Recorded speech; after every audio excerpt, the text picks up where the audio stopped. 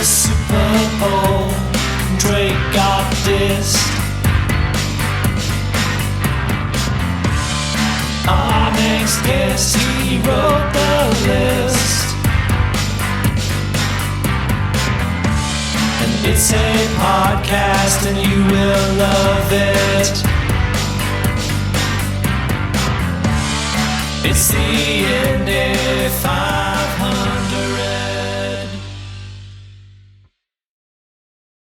You're listening to the Indy 500 podcast, where normally we break down a randomly selected album from the NME magazine's top 500 albums of all time list. But sometimes we also take a pit stop to talk with a former NME employee in a series of interviews we call Know Your NME.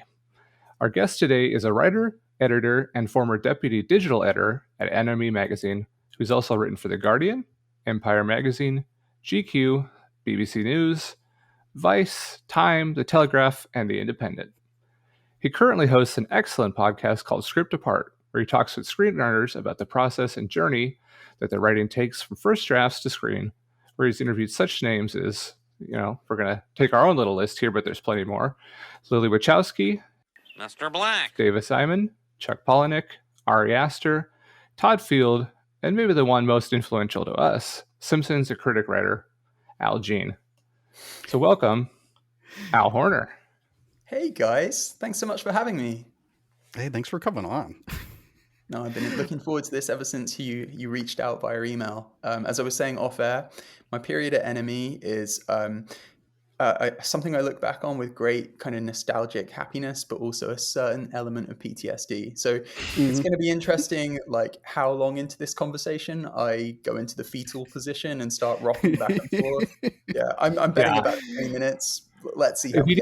If you need a break to go out and touch grass and, get grounded in reality again, just let us know. We totally get it. There's a lot of flashing back on our show too, so we get it. Yeah. I guess the first question that we probably should have asked before, but were you one of the people that they gave a top 10 list to contribute to the 500? I was indeed, yeah, and I think I wrote quite a few of the sort of little write-ups for this. I was at the mag in 2013. I forget my exact dates, but I was definitely there for this. It was a really interesting moment in the mag's history. And I hadn't thought about it in a long, long time. I certainly have no recollection of what my list would have looked like, although there are certain entries that I'm pretty sure I would have been voting for. And I don't know if you've had this from other people from the mag that have guested on the show, but I was pleasantly surprised. I think I'd kind of braced for the worst in terms of what this list might look like and how terribly out of date it might be. But it wasn't so bad. And as we can maybe get into, there was a lot of like strange politics within the music industry, within print media, and at NME at the time that meant that like there was a particular type of music that was kind of given precedence that was divorced from like probably the zeitgeist, if we're being real, and also from like the tastes of the staff who worked there. But looking through this list, and which reminded me of all the great people I worked with during that time, it is quite a good, because it was so democratically put together in terms of the votes.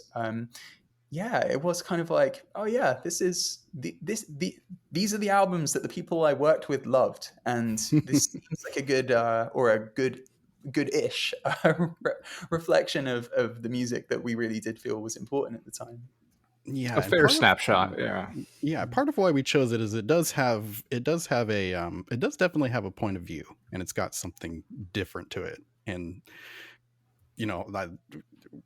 the Rolling Stone 500 is a little more general for us, and we thought it wouldn't be as fun, and it wouldn't be as good of a mix between what we know and what's going to be like a total surprise for us. Yeah, I can imagine that. Yes, the general point of view that you said this list has, is that general point of view best surmised as, have you guys heard Oasis? because that was a big kind of POV of the mag at the time and forever, really. And that's just I fine think, with us. yeah, I think our first aha moment was like, wait, what's Aztec Camera? I have never heard of that. And then all of a sudden, we're diving in and like this huge album that, the Rolling Stone has no idea on. And, then we go to a Morrissey album from there, and that's not on the Rolling Stone either. So we're learning, we're getting a little bit of culture from across the sea. Yeah. And we knew that would happen. Yeah, that's good to hear. I mean, I can't remember the list off the top of my head, obviously, but like I like to think that it's a list that would have had that stuff that was kind of a bit more on the fringes than other publications might have. Like at the time, what you got to remember is like there were bands that NME might have put on the cover, but the staff was really made up of people who were, listening to Slint and listening to like, I don't know, just strange New Jersey like punk bands. And there was this kind of like a kind of eclecticism, I suppose, to a lot of the staff and their tastes that, I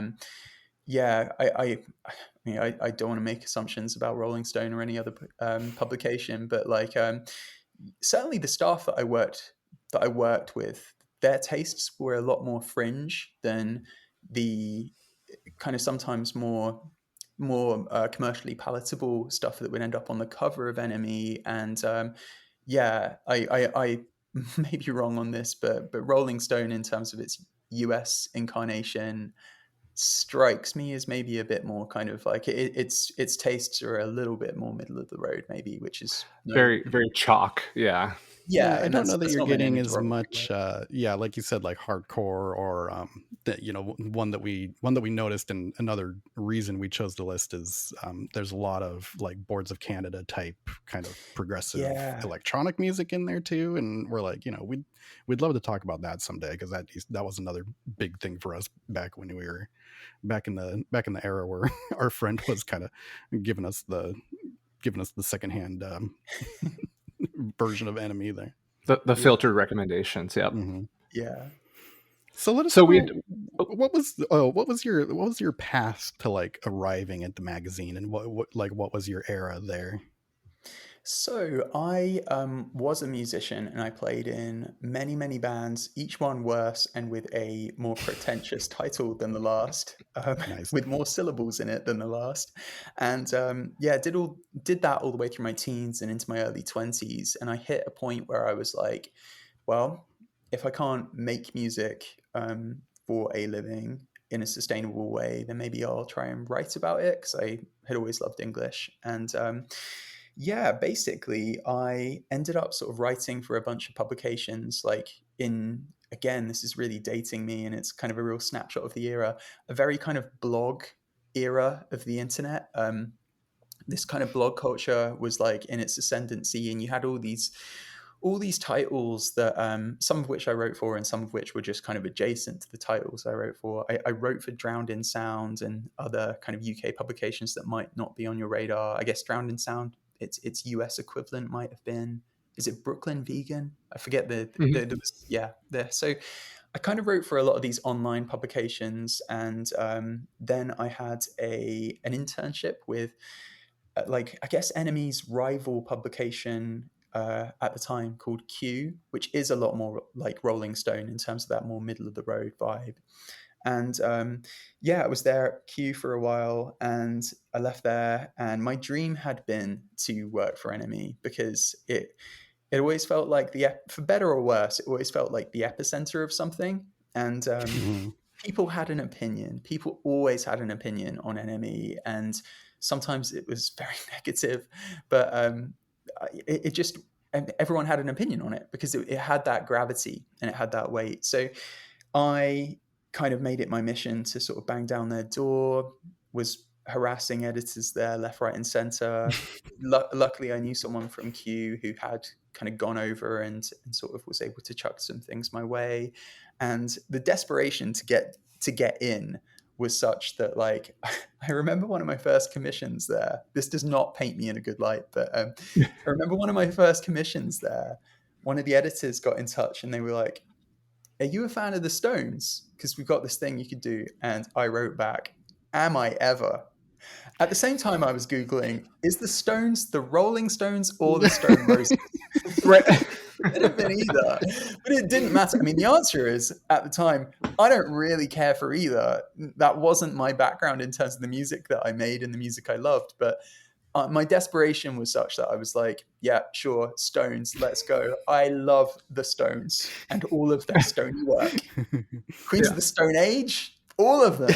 All the Stones Oh yeah, bands. anything. Stone Gossard from Pearl Jam. Yeah, I mean, bring it Yeah. on. And then you arrive Yeah. and find out which one it was. Ah, yes. That's Mick Jagger.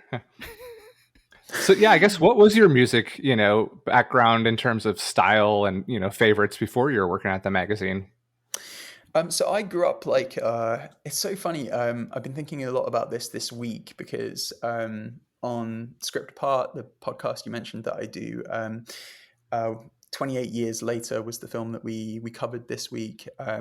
Sorry, this is a roundabout way of answering your question, but I promise it'll tie up. For it. So basically, when I was a kid, 28 Days Later, which was this 2002 zombie film, it was this gateway for me into post-rock. So Godspeed You Black Emperor were on the soundtrack to that, and just that film was a big inflection point for me in so many ways, like in terms of like it was a gateway into horror.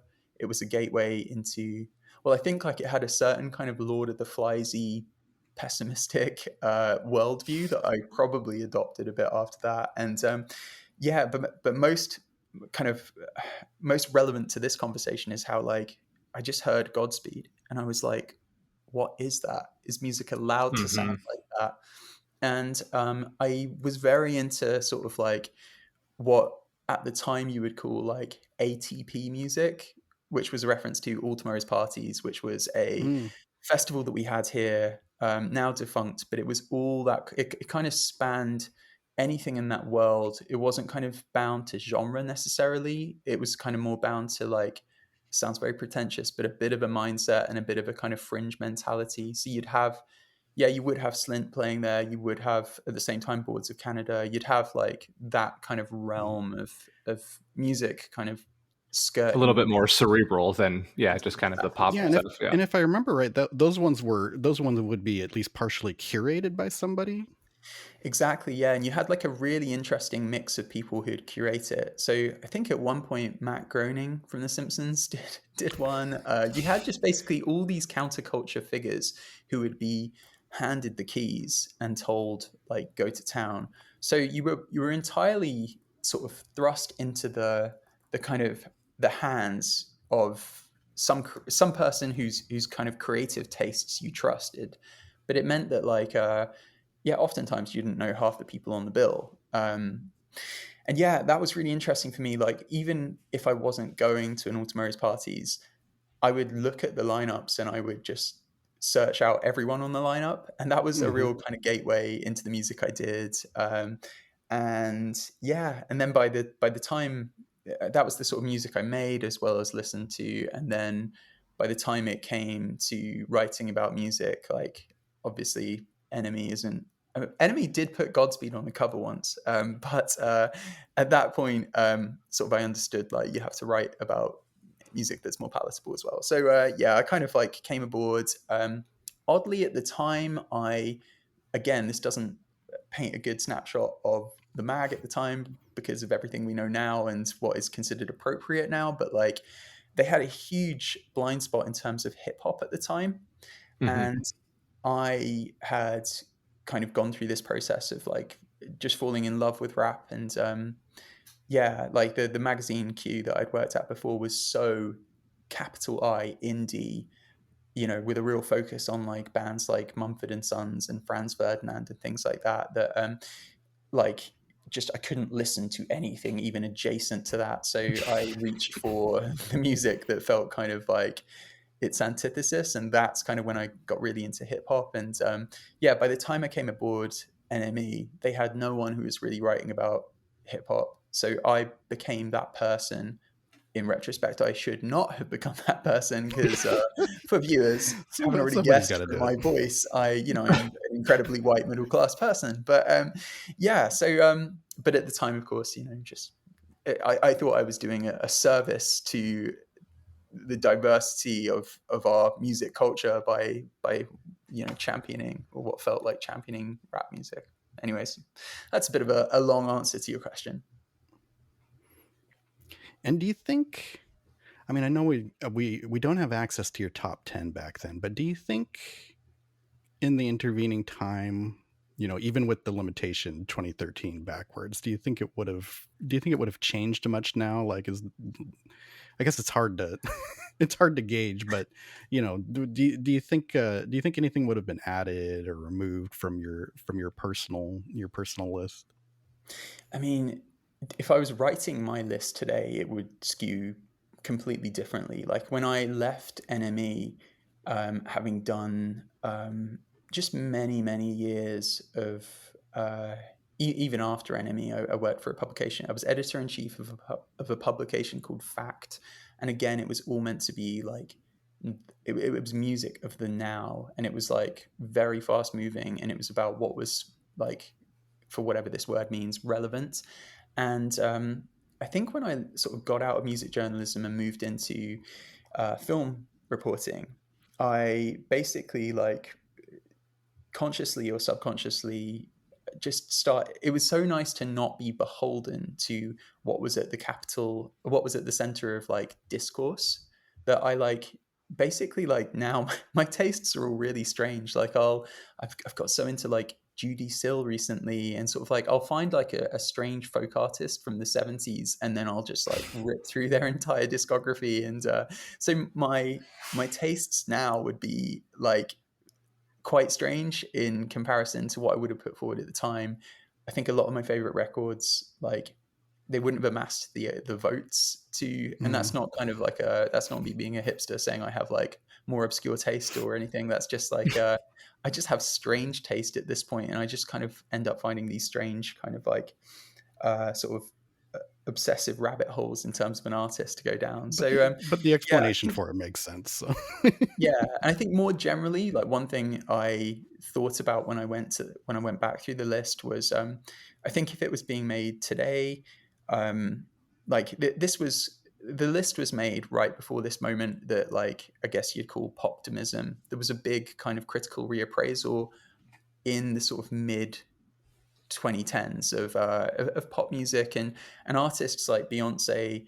They became kind of like belatedly, there was this kind of like not an overcorrect, but this kind of like a making up for in the critical community for like how dismissed that music had been, whether it was Beyonce or whether it was, I don't know, Carly Rae Jepsen or things like that. And yeah, like an artist like Charlie XCX, who was kind of, interestingly enough, starting her career around this time, and was starting to kind of like be covered in NME a little bit, but was a great point of kind of conversation and a great point of like sort of debate amongst the staff. Like, should we be covering this? Like at that time, like there wasn't really any credence given to that stuff. And post 2013, like it became like the real kind of focus of criticism, and a great kind of weight was given to pop music done well. So yeah, I think like a list today would be different in that sense. I was a bit worried that this list would marginalize hip hop music, because again, like 2013, like we weren't quite at that point where like Kendrick was one of the world's biggest artists. He was kind of heading that way, and yeah, rap music was kind of starting to take that center stage, but it hadn't quite yet, or at least it hadn't in the offices of NME. So yeah, I think it would be very different today. I think my personal list would be very different today. I think if an NME staff was doing it today, it would be very, very different indeed. So from the workings of like being at a magazine and coming up with a list at this time, how much of it is driven by like what's going to generate clicks and conversation and views, as opposed to like, well, of course this is my number one album, but nobody's going to care that we're putting this album on here? Is there any influence on that, or is it, a conversation where everybody can kind of bring their own thoughts and no pressure to put X, Y, or Z on the list? I was wondering about this because I think I was surprised by how organic it felt when I was looking at the list. I have worked on lists for other publications where there has been a bit of a like a thought given to, well, what's the point in making this album number one when everyone expects that album to be number one? Won't it kind of create a bit more of won't it ruffle more feathers to kind of take this thing, which like maybe actually ranked at number 4, we're going to stick that at number 1. There's I've seen that, and it does happen, and I understand like the mechanisms for that, like the reasons that publications do tend to do that, just to kind of keep things lively, I suppose. And also, as you say, especially in past eras, to kind of like chase clicks. But I think, like looking at sort of the top 10, it did feel pretty organic to what the NME staff at the time would have voted for. Like, it was, despite the kind of like fractured history between NME and Morrissey, like the Smiths were, if there was like an NME Mount Rushmore, like it would be like it would be like the Smiths, it would be Oasis, obviously. I sort of struggle to think who the other two would be, but certainly those Stone two. Roses, maybe, and Arctic Monkeys, or the Arctic Monkeys definitely, and let's just say the Stones for the fourth one. There we go. We'll cover all of our the umbrella. But Arctic Monkeys would absolutely be up there. I think it felt surprisingly organic when I went back to the list. It felt true to the NME I remember and the staff there, and who would have been voting for what. And do you remember much? Like, did people were they looking at each other's lists at the time, or like keeping them close to the chest, or sharing and saying like, why did you do that, or if you have this here, it's probably got enough points, and I won't have to. Yeah, well, from what I remember, the lists, everyone's individual list was posted online as like just a piece on the website that I'm pretty sure I would have been involved in. And I definitely remember sort of like some people's lists, kind of, it was, it's so normalized now that we live in a time of like letterboxed and things like that, where people individually broadcast, like they list things and they broadcast these kind of like definitive versions of their tastes via like 10 things they've picked that are reflective of like their interests or what they think is good.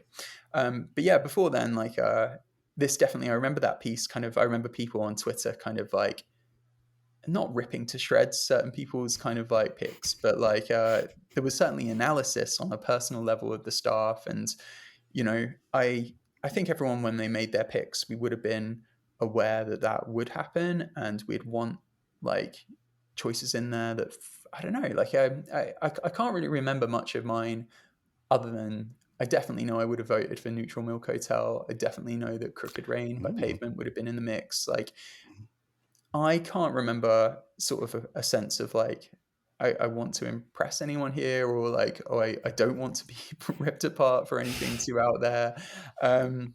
But it probably would have been on people's minds, certainly, because I think it was known that, this would be made public. Certainly, like the rest of the staff would know. So, I was able to find, I know there was published at least top 10s for a few writers. And I guess I got to put my head back into searching if we think the other ones may be available.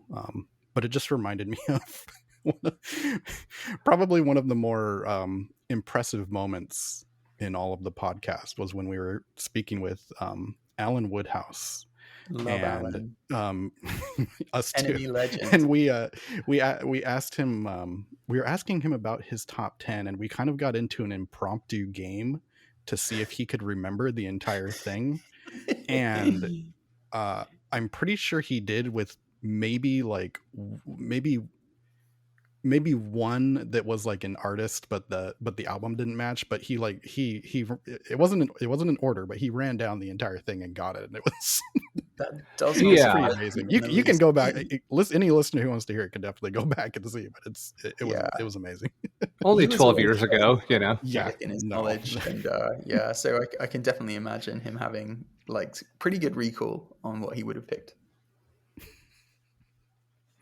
So do you when you're trying to like critically review or listen to an album as opposed to like casually listening to it, do you have a certain ritual or way you like to consume an album now, or like is it different from back then? I think it's probably different now. I think, or I like to think I've kind of grown as a critic. And the other thing, of course, that's happened in tandem to me continuing to write and review pop culture is like I have pursued more of my own like creative things. So I know a bit more about like the process of making something now, in that like I'm a screenwriter and I make music as well. And I think like yeah, I'm not sure if like the process has changed necessarily, but I think like some things definitely kind of like there are certain things that I always return to. I think whenever I like review an album, which is less and less these days, but or if I'm reviewing a film, which is much more my kind of bread and butter in 2025. One thing I think I do kind of give some weight to that wasn't necessarily the case back then, when it was just a case of like, does it sound awesome? Now it's kind of like, I think one thing I'm sort of trying to find the intersection of is like, what is this? How is this piece of media kind of like indicative of our time? Or like, is there anything that it says? Is there anything that, it doesn't have to be consciously, but is there anything that it's revealing of in terms of our own culture and sort of the environment that spawned it? I think a lot about that. I think a lot about like the work in terms of like the history of the artist who's made it. And yeah, like those are kind of the main things. I think there were probably like sprinklings of that back in the day, but I like to think that I have come along as a journalist and as like an appreciator of art and pop culture. So I think certainly it's kind of grown, hopefully more sophisticated, I suppose. So I'm curious, are you a vinyl guy? Are you all digital? What's your media of choice? Well, there's a kind of cruel irony of kind of modern journalism. If you're a music journalist in 2025, the chances of you being able to afford vinyl, have a big collection in that sense, is pretty low. I did get sent a lot of records when I was at NME and sort of when I was at Fact and things like that. And the brutal truth, and I feel bad sort of saying this, because I mean, maybe there's some PRs or record labels listening who sent me this stuff, but like for me and any PRs or record labels, please skip ahead 30 seconds. Yeah.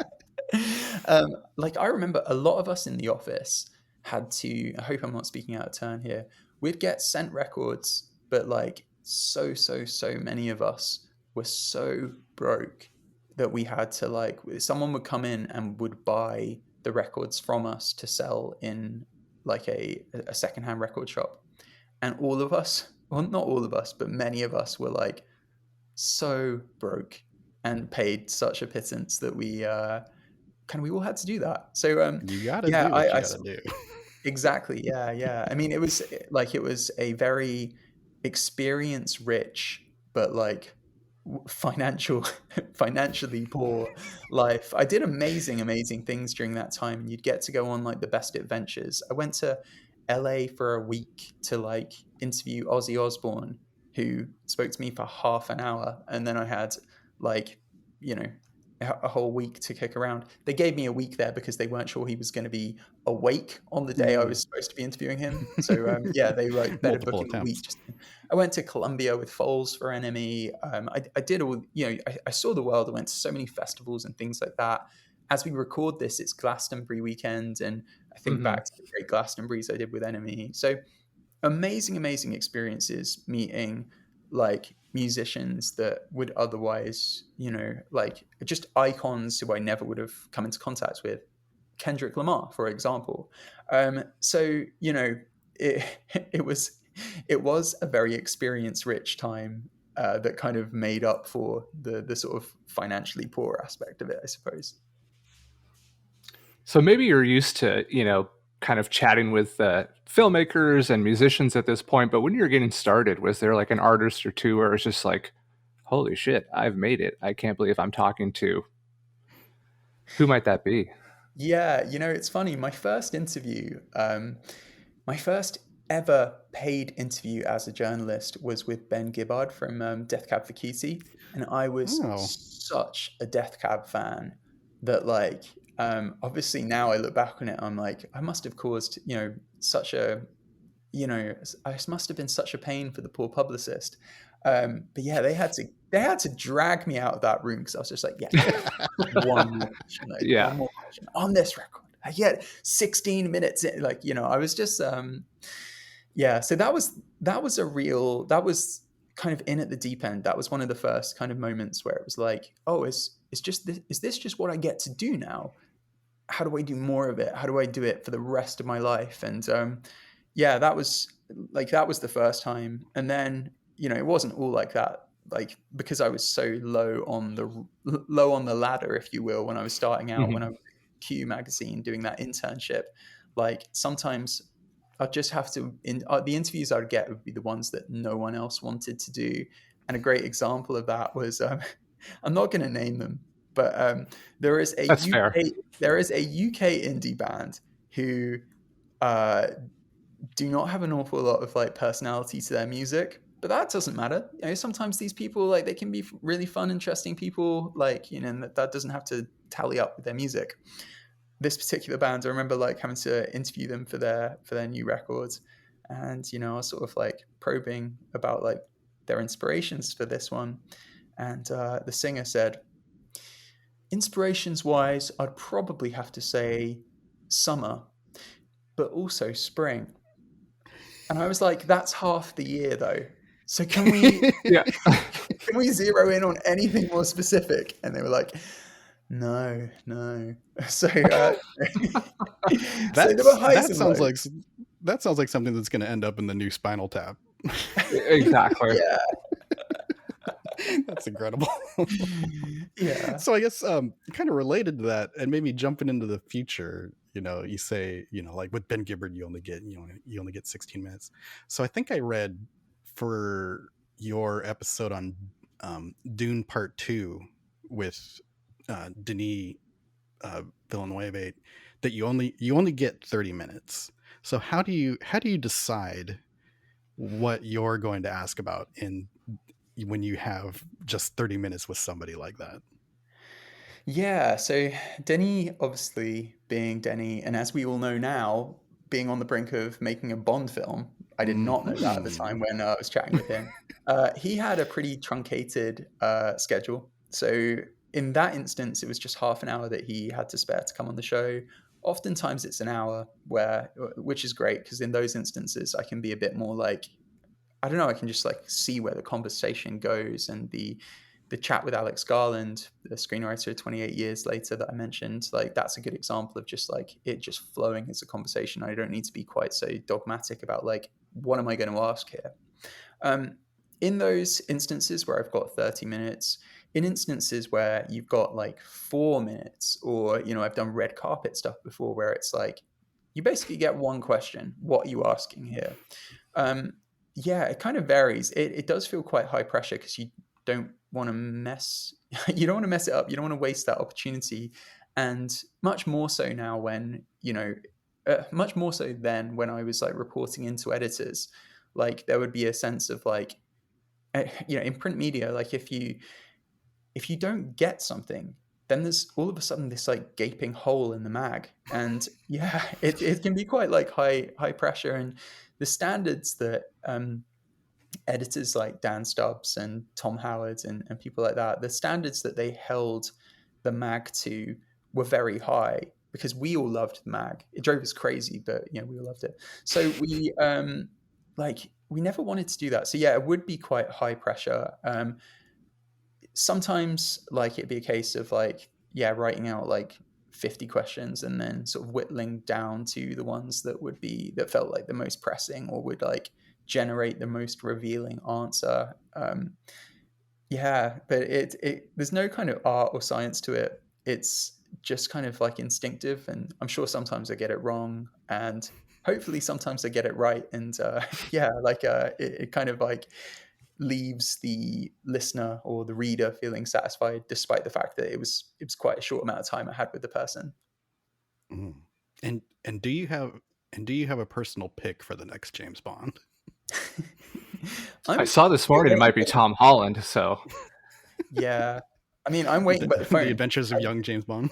Denny has got my details from that interview we did, so you can call anytime. No, I don't think I do. That's one of those things where, like, all right, bit of a tangent.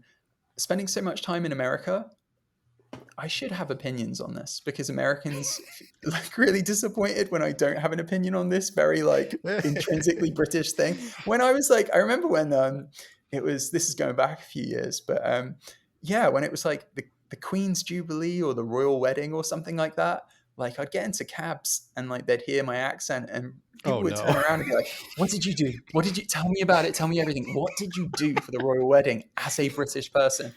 And the truth is, of course, I did nothing, because like it's not, I don't know. We don't need to get into my complicated feelings. I took a nap and I don't know, went and had dinner with a friend. I mean, exactly. But Americans look so disappointed when I say that I now go, "Oh, it was a beautiful day. What a street party we had. There was Pims. There was I really go to town, like building this fictitious day I had." Did you go tea sandwiches, bang the pots and pans? And I might need to do this for Bond. I might need to say, like, well, Paris Dickinson has a lot of qualities, and it's such a shame that Idris Elba is so old. He's older now. Like, I'd be happy if he does text you for your opinion. Put in a good word for Benicio del Toro, no matter how little sense that may make. That's my pick. I'm here for it. Let's go down that route. Let's get weird. Yeah. Is that Benicio's first shout out on this podcast? Probably. Who's? Benicio del Toro's. Oh, I can't imagine he comes up much in conversations about we do have, I think it may be, we do have segments where we try to give like the context of, the year and like what top movies were out. But yeah, I'm pretty sure this is first. It won't be the last. No. especially once Dune Messiah comes out and we probably spend like 15 minutes of an episode talking about it. We don't strictly limit ourselves to the music. There's been certain like names and drops as well that have almost like found their place weekly just because they were so random at the time. Like, my co-host here has a way of referencing Margaret Thatcher on every episode or the IRA. So it's just kind of like, I guess I got an assist from Morrissey on that one a few times. So yeah. So it finds its way in, every week. And what was it? Chapel Roan, in our first 10 episodes or so. It's just like, I'm hearing that every day at home. I might as well drop it on every episode. Yeah, so. It almost happens organically. Like certain people or certain names will just like show up on an episode, and then it happens and you think about it and you say, wow, like even just the Outcast episode we were talking about, Arcade Fire like organically comes up like 3 or 4 times in that episode, and I'm like, who would have thought? Yeah, I love it. One interview I saw, I think it was in the NME, in the list of some of the articles you had done, but you had interviewed Lars Ulrich from Metallica. He professed some love of Oasis and Arctic Monkeys. So when he says that, what are you thinking? Okay, there's what I was thinking at the time, and then what I was thinking at 3 a.m. at Glastonbury a year later when I saw him crazy, like singing his heart out to Wonderwall. So yeah, like this guy's legit when he says that. Of course, at the time, I'm like, he's just appeasing the NME journalist here. Right. Like, he did his homework. Yeah. Right. Yeah. Yeah. It's a bit like, to me, it's an extension of, when an artist is playing in London and they're like, "Hello, London. I love," you can see them checking their notes, "fish and chips." They're doing it for you, London. I just thought it was one of those things that you say. But sure enough, I think Lars, he does have a genuine appreciation for Yeah, Britpop, I guess. Yeah, I wrote down that he did name check the track "Live Forever" in that interview. So that was like, if that hadn't happened, I would have totally agreed. I would have been like, oh, he was he was Just pandering. phoning it But in. then I Yeah. thought about it and I was like, that's Yeah, that's at least a little, that, I don't know that an American would, pull that one above, Wonderwall, if he was just trying to get exactly. you. Yeah, fair play to Lars. And do you have any, maybe from like movies lately, do you have any favorite like needle drops or soundtracks from movies that have come out lately? Ooh, this is a weird one, and it's not a particularly recent film in that I think it's about 3 years old, but it came back into my head the other day. It was a movie, I think it was a Norwegian production from a couple of years ago called The Worst Person in the World. And on that soundtrack, there is a song. Gosh, I'm forgetting whether it's I'm getting tangled up here, whether it was the original that was on the soundtrack that led me to the Art Garfunkel version, or yeah, whether it was just the Art Garfunkel version that was on the song. But yeah, basically, it led me to this song. There was a needle drop.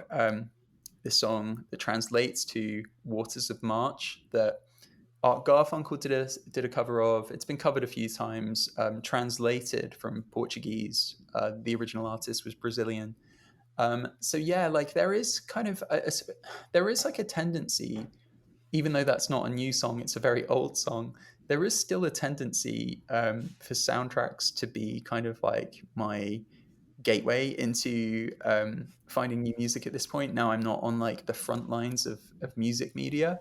Um, I'm always like crazy late to the kind of breaking new artists. Chapel Roan, who you just mentioned, like I didn't hear a note of her music until like maybe about 6 months ago, and now I really like her. But, yeah, just this that's not the place I need to be anymore in terms of like in touch with breaking music. So increasingly, music discovery does come from film for me, just because I spend so much time watching films.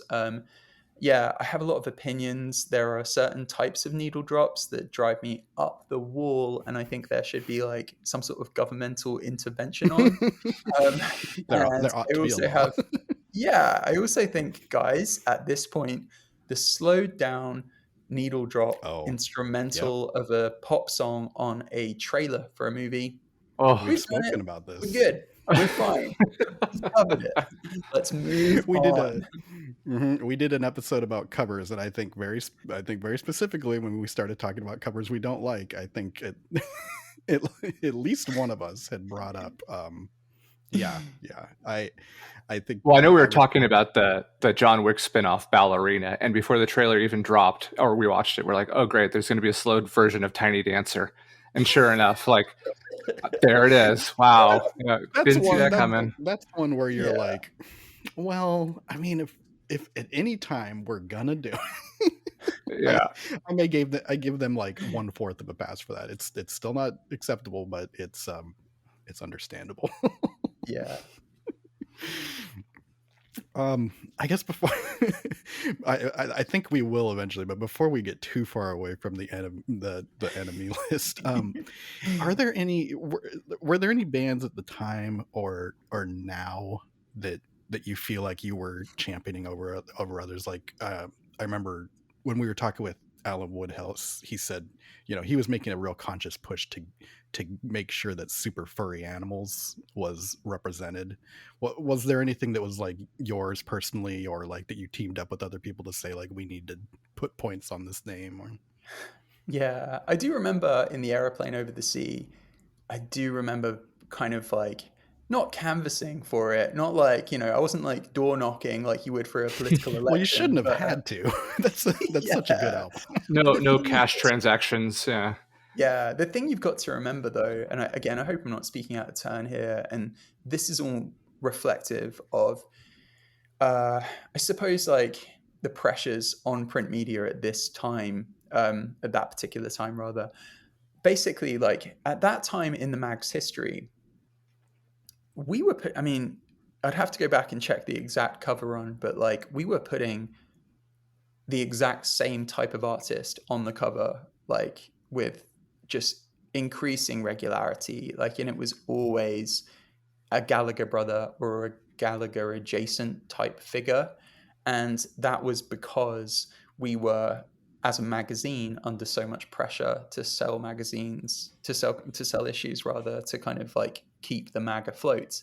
At the time, Spotify had just kind of the Spotify had become normalized. People had adopted it, and we were at the beginning of that thing where people wouldn't go to an intermediary tastemaker to get their recommendations for what to listen to. They would just be served it on Spotify algorithmically. So we were at the beginning of that, and as a result, like the amount that the NME circulation was like tumbling, and obviously, kind of from a very data-driven perspective, the powers that be would look at what has been selling. They'd see the fact that like, oh, well, there's a bump in sales when it's like Liam or Noel or whoever, even if it's not an interview with them. If it's one of those on the cover, it would be a bumper issue in terms of like sales. Top 10 Oasis songs. I genuinely would have been an issue that I worked on. Yeah. So like in that context, and again, just a little note to add on that is like we all felt at the time, some of the staff, like that was the wrong strategy, because like there were artists at the time who were like selling huge amounts of records and were at the center of like British culture. I mean, I don't know that I love Florence and the Machine in terms of my own personal tastes, but like there were artists like her. There was artists like Lana. Like we had all these different artists who were female and were doing something different, who weren't white indie guys, who were kind of like, actually at the center of something, and that we felt would sell well. But that wasn't what kind of that wasn't the direction of the mag at the time for those commercial reasons I outlined. So in the shadow of that, I think approaching this, there was a bit of a sense of like, if you don't want if you want there to be certain records on there, and if you want certain genres to be reflected on there, you should probably like choose accordingly, and maybe maybe you should like think about in your ranking of records. So I have a vague memory of probably putting Dark Twisted Fantasy by Kanye, like I probably put it very high up, because there was probably a bit of a sense that like it would be very easy for records like this to not make the list. Obviously, I think a lot of us felt that way, because if I remember correctly, it did chart quite high. But yeah, so that's again another long-winded answer. I think David Renshaw may have said the same. The same thing. Yeah, that wouldn't surprise me at all. I think we were quite conscious about it. Mm-hmm. Yeah, and we did, I think we did ask the last two guests, like, were most people's lists, kind of. I think I had framed it as like, was your list honorable and like truly reflecting like what you thought was the top 500, or was there some shuffling going on to like, make sure somebody cut in? So yeah, I think that probably was like, I imagine otherwise, like, I don't know. It was as I say, it was kind of democratically decided, and there was a point system, et cetera, et cetera. And I think that was all outlined to us before. So yeah, we would have chosen accordingly. And you definitely, if you felt like something was going to be a bit touch and go, you would have ranked it higher to try and make sure that it accumulates as many points as it could. Well, I need to find those lists so I can thank everyone who just barely snuck in Stankonia for 500, because that was a very fun week. I won't, we haven't had an unfun week, but that was a very easy one to live with for a week. Yeah. So one thing you kind of touched on for a second there is, certain genres, on the list. And as two longtime metalheads, one of the first thing we noticed going down the list too is that metal, even British metal, things like Iron Maiden, Priest, Sabbath, aren't really on the list. I think there's a Metallica album and a Slayer album. Is there any like conscious thought towards like, hey, this different magazine might be covering it, or this just doesn't fit our audience. I guess kind of what's the thought process behind that? Yeah, it's interesting. I, for the record, would have 1000% voted White Pony by Deftones. There's no way that wouldn't have been on my list. So yeah, but what's probably a factor behind that is the fact that like there was, and I think still is in some incarnation, a magazine called Kerrang that Mm-hmm. very much served that kind of tribe. And like this kind of period of NME was at the beginning of this process that we've seen where like now genre doesn't really matter to a lot of listeners. Like there's not the tribalism there once was. If you like on an average person's Spotify, there's probably like Stormzy going into Chapel Roan. Like there's really this bleed that wasn't there back when like sort of things were a lot more tribal. The one tribe that had kind of like stuck it out though and just like lived in its own little pocket back then was metal and rock. And yeah, it had its own magazine in Kerrang and another one called Metal Hammer, and it had its own festivals in Download and things like that. And sometimes you'd have that music sort of served by this other music festival in the UK called Reading and Leeds, but for the most part, like it did kind of exist in its own little pocket, kind of over there, if you like. And now I don't think that's the case. A little scary to poke them. They may look your way. Well, it's funny. The when I was at Q, they were owned by the same company that did Kerrang, and they did live in this different corner of the office, and there was like a sense of trepidation at the from some people, not me. I kind of grew up around that music, so but yeah, there certainly was a sense of trepidation by Q, and much more so like some of the sort of like women's lifestyle magazines at like the blaring kind of Opeth record that was kind of like being heard across the office. So yeah. Oh man, yeah. I just realized there's no Opeth on the list. I mean, out of everybody else who was excluded, that's not the main. On a personal level, yeah, it's a letdown. But yeah, exactly. Yeah. There was also no Queen. Did you? Well, did you have any clues on what had happened there? Queen's an interesting one. I would have thought that would be on there again. Like if Q had done one of these, like Queen would have been all over it. There was a certain kind of like pomp to Queen, I suppose, that meant like NME, which kind of did around this era. Much more so with the previous editor, who I think was a guy called Connor McNichols, I think. I'm definitely getting that wrong. I didn't work under him. But yeah, the previous editor had established a kind of like a bit of a legacy at NME in which it was like a bit more, or he had continued a certain legacy at NME of it being like a bit edgier and a bit kind of like quote unquote cool to the extremes where they did this yearly list called the Cool List that just like adjudicated on who was cool in music and just numbered them 1 to 100. And yeah, so basically I can imagine sort of like as a bit of a hangover of that, Queen was and is the music that your auntie gets up and dances to at a wedding after like 3 shanties. And that wasn't like really the purview of NME at the time and the NME staff. No disrespect to Queen, obviously. So that's just what the kind of perception would have been amongst like the 20-somethings running the mag at the time. I think that's the best answer we've heard so far. Yeah, that totally makes sense. Yeah, and it throws me back to had a bit of a personal crisis when we were talking with David Renshaw and we asked him and realized oh right, he's much younger than me and my co-host, because we asked him the same question and the answer was basically like, well, I don't like Queen at all, and we were like but you don't like Queen and you didn't celebrate the Queen's birthday? Oh my god. Yeah. But as we speak to it more, I'm like, okay, that makes sense. This is just me remembering that I'm 40 years old.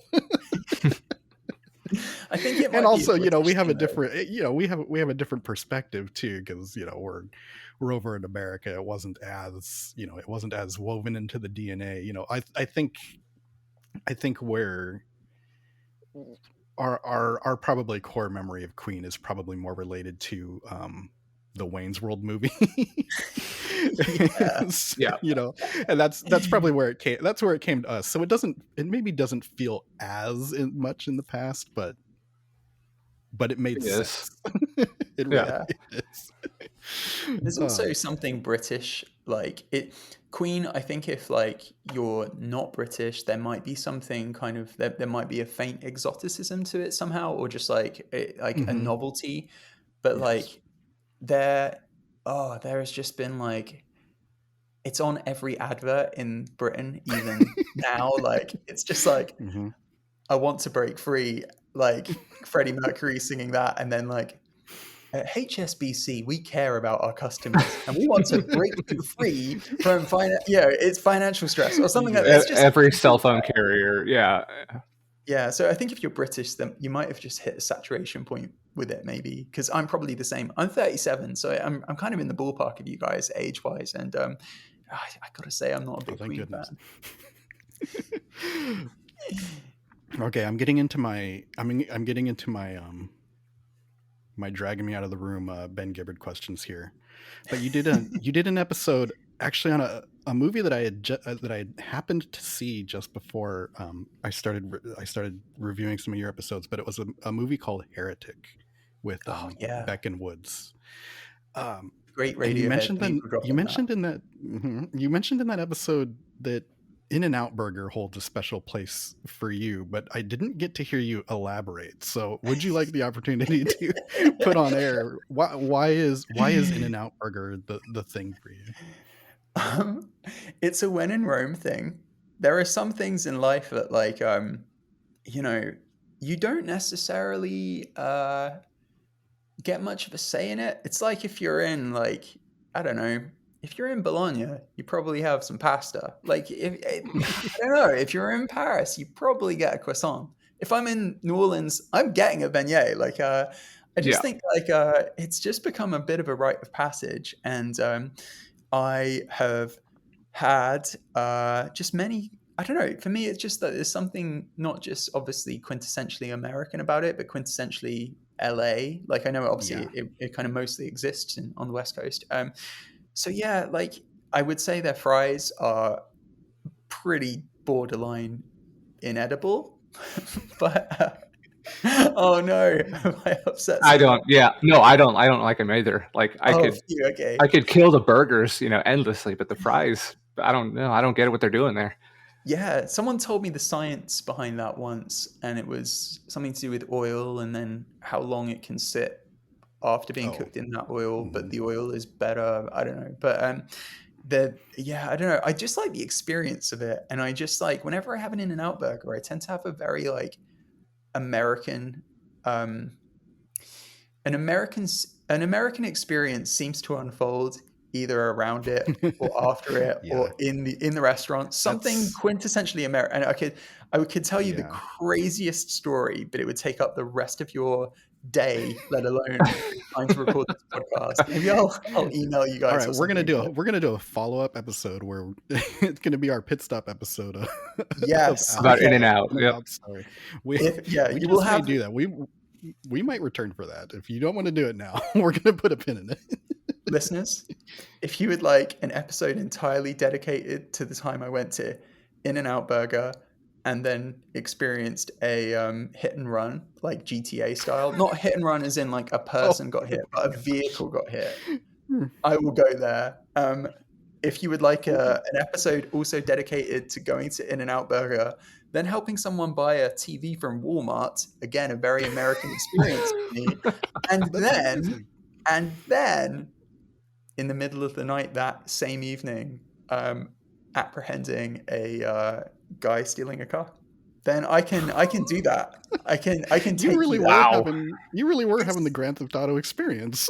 I really have. I've had some really satisfyingly / terrifyingly LA experiences, and it only ever happens after I've had an In-N-Out burger. Well, I'm kind of jealous because my In-N-Out burger story has basically been that we live up in Washington, so we're not as removed perhaps from the rest of as the rest of the country from LA and In-N-Out burger.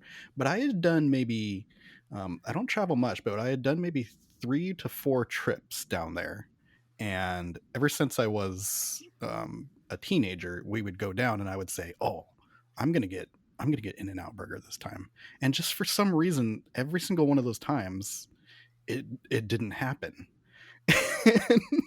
And then finally we went down for my son's birthday, and now I'm the one driving and I'm the one going and doing errands, and I finally one time got out and got to have it that time. And yeah, I got my fries animal style, because I had heard the same stories of how not great they were, so they might need a little something extra. So I was like, okay, I'll do this. But yeah, I think it may be the price level that acts as almost kind of a magnet for those experiences. I mean, mine was really just, being in line at the one near Universal Studios and just seeing life around there happen as I was in line. Nothing quite dramatic, but yeah, I kind of understand. No, the first time I had gone, I went to a show at the Whiskey A Go Go. I was going down there for work, like, a couple times a month. And yeah, afterwards I was just like, okay, that was pretty LA. What can I do next? In-N-Out Burger. So there, I am in line at 1:30 in the morning, like waiting to grab a giant burger and stuff my face with it and hit the spot. Just perfect. I'm pretty sure the one near Whiskey A Go Go is the branch that I had my first ever In-N-Out Burger at. And shout out to my friend Melissa Gillespie, who took me. Very in keeping with everything we've been discussing, who should I see in the line but Dennis Rodman? So, again, quintessential American experiences, guys. Wow. Yeah, that's pretty good right there. How much longer do you think we have to talk about In-N-Out Burger before we're trending towards some sort of sponsorship or doing your 500th episode when you finally finish this project? You can do it we'll do a live burger, like the Beatles. I want that. Yeah, I want the plaque from them. Most podcast mentions. We'll record 500 from a live In-N-Out Burger, shot and everything. Yeah, we're lining it up for sure. I was gonna say the last time you had mentioned the Simpsons, I wanted to jump in and say, beware, because if we say it 3 times, we're about to spend a half an hour talking about the Simpsons and the critic, because that's foundational to us as well. And well, I'm really sad I only noticed the Al Jean episode just a little bit before, or else I would have listened to that and then turned half of this episode into talking about the Simpsons.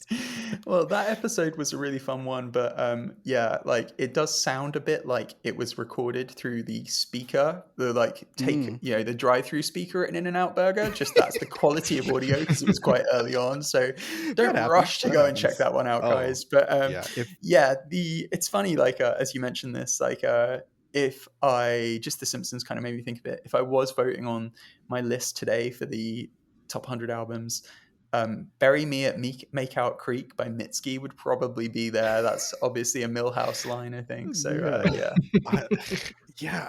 every once in a while something like that will pop up and I'm like, wow, the Simpsons really is in there now.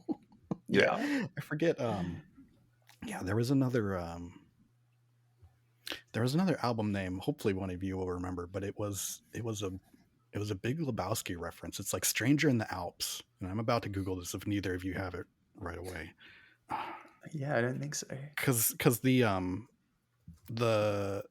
TV version of the Big Lebowski with edits for language changes. This is what happens when you F a stranger in the A to this is what happens when you meet a stranger in the Alps, and it's Phoebe Bridgers has an album called Stranger in the That's awesome. in the Alps, and I remember seeing that and being like, wow, now my references are the ones being turned into people's kind of oblique abstract things. It's so woven into my brain and my kind of creative DNA. I had a song recently that because I do a music project, and I had a song that was titled we tried nothing and we're all out of ideas. And I didn't even realize that that's like Ned Flanders' dad as a hippie going, we tried nothing and we're all out of ideas, man. I did not It's like realize telling that Gene I was Krupa doing he can't go boom, boom, bap, bap, bap. Yeah. There's an artist, I know I've referenced him one time on here, but there's like almost like a happy rave house artist who makes music it's that, and then it's like entirely Simpsons samples of like lines like that, and like he turns the boom boom bap bap into like a whole thing. Man, yeah. At least once an episode I completely blank on something that I should have available and I don't. Yeah, but if I remember, we'll put it in the, I don't know, the show notes or something like that. Yeah, or just overdub yourself doing it, like, you know, in that episode I where always it's forget like that's another thing. Mr. Black, like just Mr. Black it. Exactly. Oh, no. Okay, so now we Yeah, have to have Falcons. you back for. Okay, we'll do a combo episode of your in and out stories, and then us just referencing the Simpsons back and forth for another. How listenable. Yeah, we'll sell it as, you know, greatest Simpsons music moments, of course, or cameos, but you know, it'll just turn into line quoting and it will devolve. I would genuinely love to discuss that. Like, those are among my right. favorite episodes. Yeah. Okay. Well, we're gonna go. Yeah, we'll go back and listen to the Al Jean episode, and then we'll reconvene. Yeah. So I guess somewhat related to that, you know, as someone with the you know, a pretty big and established podcast, do you have any advice going forward for I guess just making a good a good podcast, because this is something that we're still learning on the fly. We have a probably unknown to them, but we have a like a mother podcast at Bandsplained, where that's where our, you know, we were both listening to that one, and that's where we both kind of said, should we do a music podcast, you know? And we got like a cameo from that host with advice, you know. So that's one source that we've been you know, we've been given advice, you know, to, you know, make it feel like a hangout, and just, you know, do it for yourselves. So, you know, we're soliciting advice from successful podcasters, like what should we be doing? I mean, yeah, thank you. Success is something that, like, you know, when podcasting isn't something that you really kind of always associate with the phrase success, for me anyways. But yeah, like I guess I you know, if I force myself out of like my very British kind of self-deprecation for a second, like, yeah, Script Part's really lucky in that we've got like a really solid like audience of people who are really engaged with the show. Like, right after this call, I'm you know, I have like a weekly kind of writing hour with some of our listeners who are are writers themselves, and we all just get on Zoom for an hour, and we just get some pages done on whatever we're working on. Oh, fun. Yeah. So I don't know that I think everyone's still kind of figuring it out. It was very accidental, the way that like the show kind of took hold and became I still kind of, you know, feel horrible saying success, but yeah, okay. The way that it kind of like found its feet, I suppose. Yeah, like, it sounds like that is good advice to make it feel like a hang. I don't necessarily feel like I've in any way mastered that on the show, and like I feel like I'm easing in now to like a more conversational style where I don't need to be like researched, and I don't to the degree of insanity that I normally am. I don't need to be necessarily like someone with questions scripted and drafted and committed to memory, ready to go. Like, I can just trust myself to make it more conversational and more like a hang with a person who just thinks about the world interestingly and talks about creativity in an interesting way. So yeah, that sounds like great advice. I don't know, I guess like the big one is just to enjoy it, and it seems like you guys do, because like it's such a sometimes it's like such a solitary experience, and we're in a strange kind of culture of like, and I'm guilty of it as well, like if you listen to something and you like it, like, not everyone has the impulse to go, oh, I should let the creator of that thing know that I like it. I do that. I've never told Sean Fennessy from The Big Picture that I listen every single week and that show means the world to me. Like they're like David Chen from the Filmcast. Like I've never really told him that like I was inspired to do what I do because of him, and et cetera, et cetera. So it can be quite like, you can sometimes feel like you're just like broadcasting into the ether, even if you're seeing numbers that suggest that people are listening. Like it doesn't feel like that. So you kind of have to make it sustainable by just enjoying it. And it feels like you guys do. It feels like you guys I like to pretend each one of those. I like to pretend each one of those numbers is somebody very, very, very thoughtfully listening and saying yes. See, I mean that's been our day one principle is just like, hey, even if it's just us listening, we just want to be here having fun. And if 2 people, if 2,000, if 2 million people want to listen, like, hey, great, come along for the ride. But if it's just the 2 of us, that's cool too. Yeah, I think those are some of my favorite shows, the shows that feel like it would just be if you weren't doing this as a podcast, you'd be doing it over a beer. Yeah, like, you may be doing right.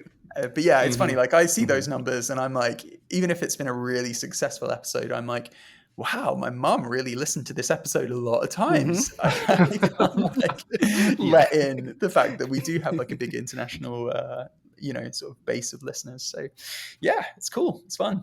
Yeah, and as I listened to a few episodes, I felt a kinship in that, your premise and your subject matter on Script Apart it's looking at something in screenwriting where you don't usually get like a making of, or you don't usually even when we used to get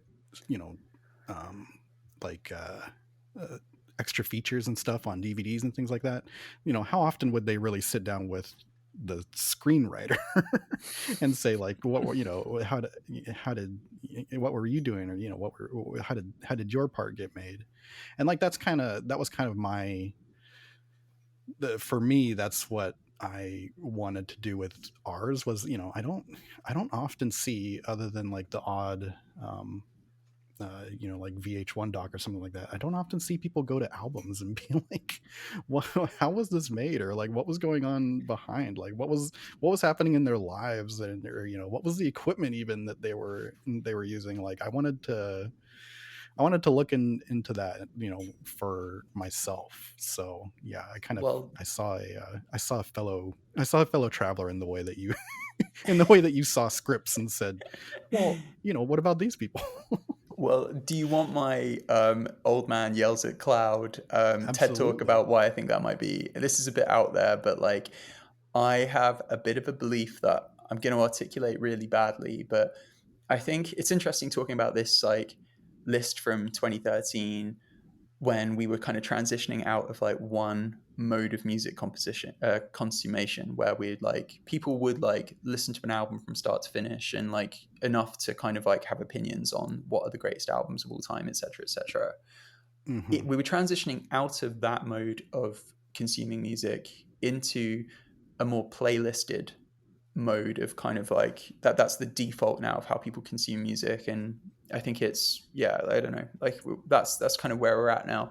And I think like I am not like really curmudgeonly about streaming. I use streaming myself. Like I discover loads of great music that I wouldn't have otherwise discovered through something as evil as the Spotify algorithm. But there is something in which like, and I've noticed it in my own tastes, like there's something about like what it encourages in terms of like music becoming like a background thing, or like a facilitator of what else is going on in your life and what you're doing in terms of the productivity you're chasing. And like in the sense that like people wouldn't necessarily sit down and listen to an album from start to finish now and wonder about how it was made, what the sort of like steps were to kind of get there. Like they're thinking, maybe they're not thinking, maybe they're just like the music's just there as background. It's been discovered via some playlist that's like chill cooking vibes or something like that.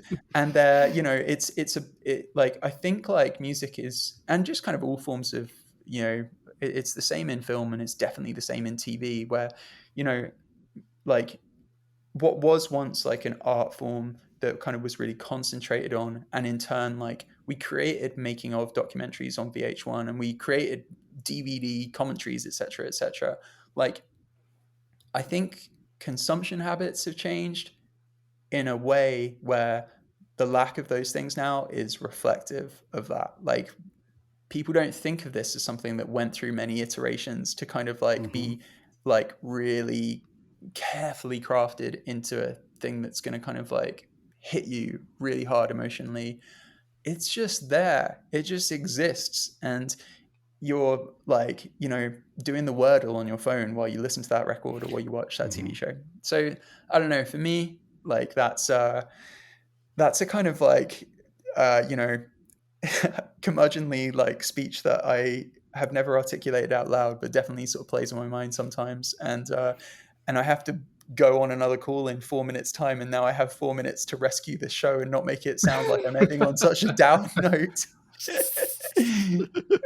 Oh, not at all. No, we talk about the same thing, and each one of our NME guests have talked about the same thing. You know, that transition, but I mean, one of the, you know, the nice thing is, even though Spotify aggressively encourages you to consume like that, you know, if like, I encourage people to fight against that and actually listen to the whole albums. And, you know, for the, you know, some people will publish on there, and, you know, it'll just be an EP or just be a single that they're trying to get into playlists.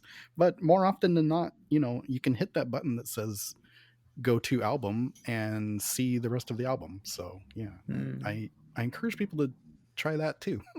Yeah, I mean, shows like this are a good, like, I don't know, I love the fact that, like, I can't remember how long that Outkast album is, even though it's like like Stankonia, I can't remember how long it is. It's definitely not 2.5 hours. And you guys went that over length an hour. taking it down. Yeah, we could have had it playing in the background. Speakerbox sure is 2.5 hours. Yeah. Oh yeah, Speakerbox is nearing 2 hours, I'm sure. So yeah, we're it's Lord of the Rings territory. Yeah. Well, thank you for coming on and giving us time. Guys, I've had an absolute blast. I am, honestly, if you want me for the pit stop episode, like, let's go. I am dying to reference that moment in The Simpsons where Billy Corgan introduces himself. Billy Corgan smashing pumpkins, Homer Simpson smiling politely. Let's do an entire episode about the Simpsons musical guests. Hey, maybe we will talk about the. Maybe we'll just break down that episode. Yeah, we'll talk about the Hullabalooza episode and like music, and we'll find all the no-name bands like Sonic Youth and Nine Inch Nails. You can okay, here we'll have assignments. We'll do that, and you email Al Jean and ask him for his recollections on the Billy Corgan Hullabalooza episode. Okay. All right. Well, then, until we meet again, thanks so much, Al Horner from Script Apart. Super quick, tell people where they can find and listen to Script Apart, and anything else you're working on right now. Yeah, Script Apart is available wherever you get your podcasts. Just search Script Apart. Scriptapart.com is our website. You can find us on Instagram and Blue Sky. And yeah, my Instagram is Al__Horner. It was once. There is another account that's just Al_Horner, but guess who lost the password to that? It was me. So now I have 2 underscores. Anyways, diversions like that are why I'm always late to meetings. 2 underscores. Okay. Yeah, 2 underscores. All right. Well, once again, thanks so much. All right. Yeah, no, thank you so Al, much. thank you so much. Oh, no, that was a proper pleasure. I don't know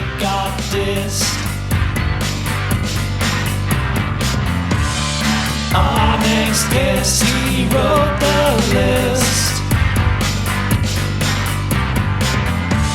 and it's a podcast and you will love it. It's the ending.